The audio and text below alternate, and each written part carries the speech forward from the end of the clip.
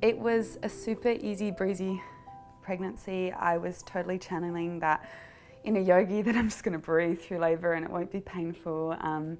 I had a water birth planned. I had a really hippie midwife that was totally perfect with, I guess, everything that we wanted at that point. But there was something that made me feel quite nervous. When I would bring up, I'm not really feeling movement, there was lots of things like, oh, maybe you've got such a strong abs and six pack that you can't feel it as much, or your baby probably just isn't a baby that moves as much, and those sort of things.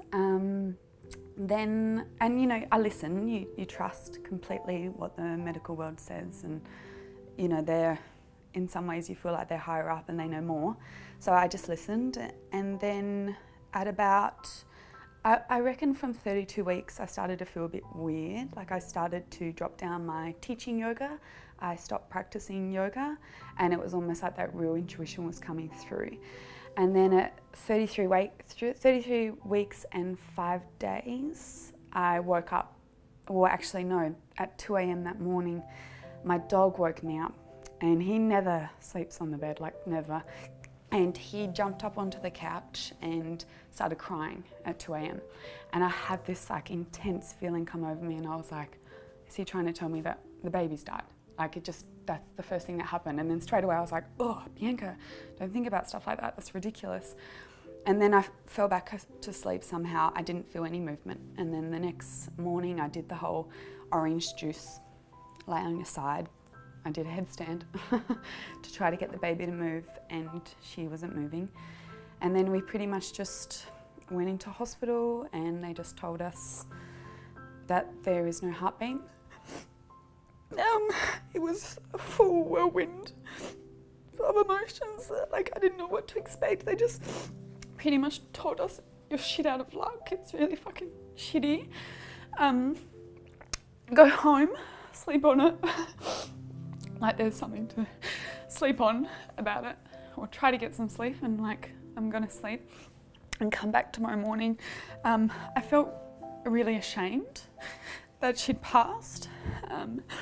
Like I didn't want anyone to see me, so I was really like, I didn't want anyone to see my belly and think that there's an alive baby, healthy, and I'm all good.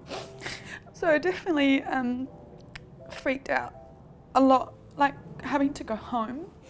And then we went home and family came round, and then we went in first thing in the morning. Like I think we went in earlier than what we could, because I just couldn't handle, like I just needed to know what the fuck was happening, like, or what happened, because obviously when they did the ultrasound to say that she passed, and then you go and have another ultrasound, a more in-depth one to see, which was the 3D one, and they couldn't find a reason. So the next morning we went in, and they just tried to put me in labour. It was a long labour. It was 24 hours pretty much, and it was one constant contraction with throwing up and vomiting, and they couldn't get on top of my pain relief. Obviously I went from complete water birth, no pain relief, I'm gonna yogi breathe through it, to numb me. I don't want to feel a fucking thing. And I ended up feeling everything, because by the time they finally got on top of pain, and you know, the anaesthetist was busy, so I was kind of last down the track. By the time that happened, like it was like I was already, Luna was crowning, so they just kind of knocked me out completely, and then I slept, and then they woke me up the next day and again gave me that drug to help with more pushing, which is hard, I guess. Like pushing is really hard, because there's this whole fear, like you like, no, keep it in. Like I don't want the baby to come out because I'm so scared, but at the same time you're so desperate to see the baby, it's your baby. And then I think it was like 24 hours, and then at 10 a.m. the next day, it's when she started coming. And there's nothing, it's the worst thing in the world, holding your child, that is lifeless. the silence in the room, like, probably will always haunt me. It will always be something that's just, it's undescribable. But at the same time, there is this love that is just a mother's love. And you love that child more than you've loved anything in your life. And that's, you know, I will always take that from the experience, the love of Luna, not the loss. Even though it's immensely awful, it's just still the love that you have for that child. You knew their life. And, you know, seeing your husband, Lukas, hold Luna for the first time is also so many mixed emotions of this is the best thing. I've waited this whole pregnancy, I think every woman does, to see their partner hold their baby for the first time. You're so connected with the baby, and that's their time to, you know, be the father that they want to be too. So we had our time with Luna, and family came in. It was such a fog. Saying goodbye is probably the hardest thing. You know, no one wants to leave a hospital without their baby, especially with an empty belly and empty everything. And then when we went back, for the autopsy results, they didn't find anything. And this is where we were told it's very unlucky to happen again. It pretty much doesn't happen again. I think at one point someone said it's like getting struck by lightning twice in 1 week. It doesn't happen. You're healthy, you're young, you're going to be fine. Just grieve and try again when you're ready.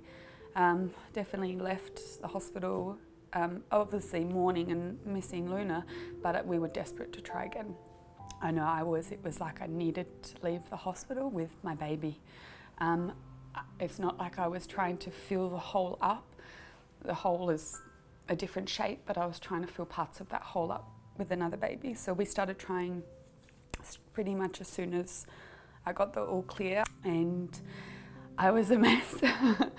I was definitely nervous and I was definitely scared. However, I had this, it's never going to happen again. You don't get struck by lightning twice. I had that in the back of my mind. And I went into the pregnancy a little differently. Like I stopped working. I changed different things. I stopped drinking coffee.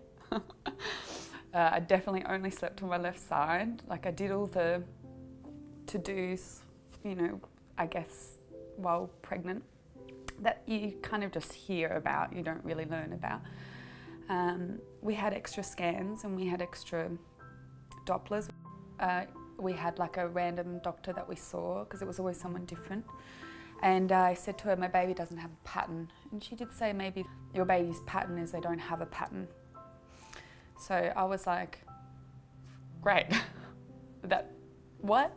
I thought babies are meant to have a pattern, so that was kind of really hard to hear. And I went into the hospital. We met with our head doctor at the time, and that was the first time meeting him throughout the whole pregnancy. He was kind of a busy man. Then I just brought up that I don't feel that right about movements. Like I don't know what I'm meant to be feeling. Like they're just really irregular. Atlas moved on the screen and he said, did you feel that? And I just said, yeah, a little bit. Like it just doesn't feel like strong enough.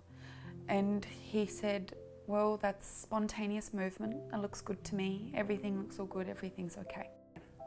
So I left. Then we went home. And then the next day he was super, super busy, like crazy. And I stupidly just had that, oh, everything's okay. This is just his busy day. And then the following day, he was chilled. He hardly moved. I think it got to 11 a.m. and I just felt a few adjustments. And then when I got home, ate dinner. And I remember when I was making dinner, I was just thinking in my head, like, just like wake up a little bit. Like I remember just wanting more. I sat down and I took, this is like so vivid, but I just took one bite of this burger I made. I haven't eaten chicken burgers since. And I felt this cord just snap. And this cord, the only way I know how to describe it is like this gold, energetic cord, and it just snapped. And I just knew. And I just screamed out to Lukey and I was like, he's dead. And of course, Lukey was like, oh my God, babe, chill out, it's okay. You're just nervous. I knew he was dead. I couldn't feel his energy. I couldn't feel anything. And Lukey's like, okay, let's just go. I called the hospital and they're like, oh love, just calm down, rah, rah. I was angry. I had so much anger in me and it was just, I knew. And then we got put in the exact same room that they told us a year before that our daughter had passed. So it was like this sick, twisted Groundhog Day. Again, it was that we're so sorry. I just remember like my hand like gripping into the bed. I was like, I just wanted to fucking knock everyone out. I just hated everyone. I wasn't sad, I was furious that like what's happened, like what the fuck have you missed? Like this doesn't happen, you told me it doesn't happen twice. And then again, go home, try to sleep, here's some sleeping pills. So this time I went into this labour like it was mine. Like I don't care what anyone else is saying. Like this is what I'm gonna do. I also needed to do this with not only my husband but my 4 best friends. Like I just couldn't have done it without all of them because I knew how scared I would be. And when I had to push and when I had to deal with the pain, it was not painful. It was just not. It was painful because my heart was broken. But the physical pain was nothing. There's something so beautiful about having women in the room with me. And my husband, it was like when I had to push, I was doing it for them. I was scared, but I felt like it was me that had to pull him out. It was like I was this lioness and I was having that natural birth with my women in the room, and I don't know, it could be that psychedelic experience that, you know, those crazy hippie mums like want and have. I pulled him out and I did it and I pulled him onto my chest. And again, I was prepared for the silence, but it was like everyone in the room just stopped breathing. No one was even breathing. The midwife stood back and then it was just us. It was just stunning. And then my placenta wasn't coming out. So that's when they had to just drug me out. I had to hand Atlas to Lukey. And I just remember all the girls huddling around him. And then I got wheeled out. And I remember being in this sterile room, looking at the ceiling, you know, all these doctors in masks. And I just remember laying down, just staring and just being like, oh, I'm gonna die now. Awesome. This is great, this is it. Of course I'm gonna die now. What else, you know? Obviously I didn't, but that's where your mind goes, you know? It's just when so many things go wrong, or like everything can go wrong. I wish someone had said, how do you feel? My baby was more important, you know? So I probably would have said I didn't feel right. I wish they could have, once I'd said I don't feel right, they would go back and exhaust all options again. So check the cervix, do some blood tests, do some Dopplers, do some more ultrasounds, some more in-depth ultrasounds again in maybe a few hours. And worst case, they can't figure it out, I'm on bed rest and I'm hooked up to a machine. Because I don't think any woman that's lost a baby before wouldn't do that. I don't think they'll be like, oh no, everything's all good, I'm okay. I just feel like you put so much trust in them that their word is just like solid. You just listen to it. Whatever the doctor says, you got to do it. Unfortunately, we don't know everything, and neither does the medical world, but there is nothing more strong than a woman's intuition. Like I know now when I look back at both Luna and Atlas's pregnancies, there was something in me energetically that it was like that real gut instinct that I needed to do something more. So I think, you know, for other women, it's just really tune in. Don't be oblivious because it's so rare it doesn't happen to you, because unfortunately it does.